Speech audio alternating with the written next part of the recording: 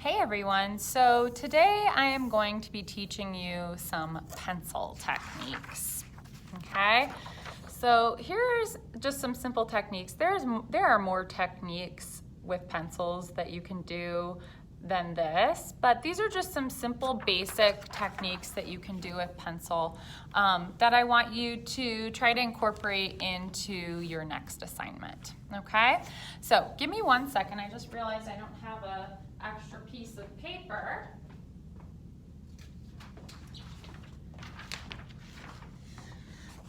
All right, so one thing we're going to talk about in class is something called value, and that's the darkness or lightness of a color, okay? So this is what we call a value scale, and this is just when you press really lightly with your pencil, then a little bit heavier with your pencil, then even a little bit more heavier, and maybe you go over it a couple times, and then here's where you press hard and you go over it a couple of times, okay? We're going to show you how to do something called smudging with a Q-tip or a paintbrush. This is just shading from dark to light, light to dark. This is something called stippling, and it's just where you create little dots over and over again on the paper, okay? And you can create an image or visual texture just by creating these dots. This is called directional line, where you create a certain kind of line and you continue to go in that direction. It's great for hair, maybe even a little bit of fur. This is called scumbling, and it's when you go in a circular motion with your pencil. So some of you have probably seen some of these techniques before because they're techniques you can use with almost any media, meaning materials like oil pastels, colored pencil, even crayon, okay? So I've got the techniques here, okay? I'm gonna lift this up and adjust it a little bit so you can see both at the same time, okay?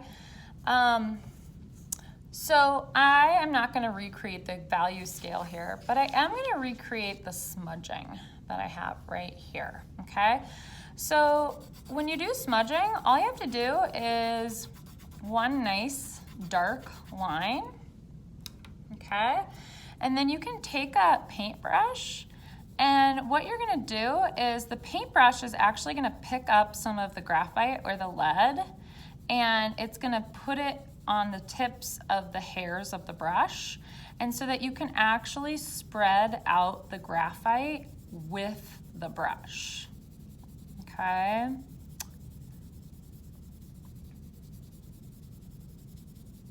All right. Another thing you can do for smudging is you can create a line and then take a Q-tip, go back in, and smudge using the Q-tip.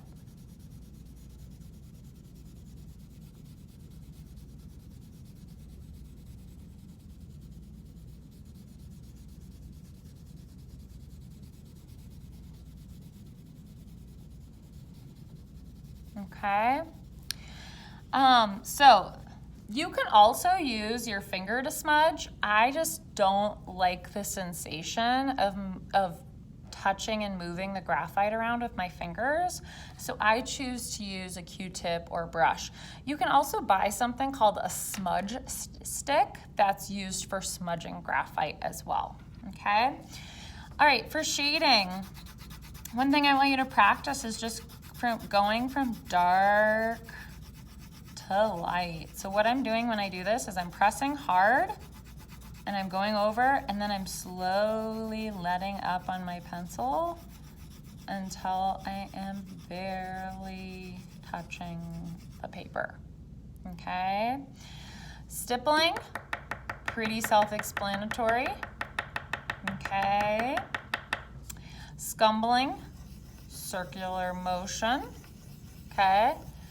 It is scumbling because it is intentional, okay? So With scribbling, you know, you're just going all different directions. With scumbling, you're going in a circular motion over and over and over again. Okay? Scribbling is more like this. Okay? You're not thinking about the direction that your pencil goes. Scumbling is you're thinking circle, circle, circle, circle, circle, circle, circle, circle. Okay?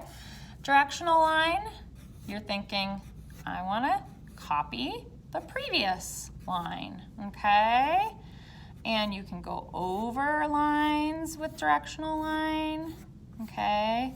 But you're repeating that same movement. You know, in PE, when you have to repeat a movement over and over again, you actually do that in art. You're repeating the movement with your hand of up, down, out, up, down, out, up, down, out. So we can call these PE exercises for the hand, okay? All right, can't wait to see what techniques you guys try out. Happy art making.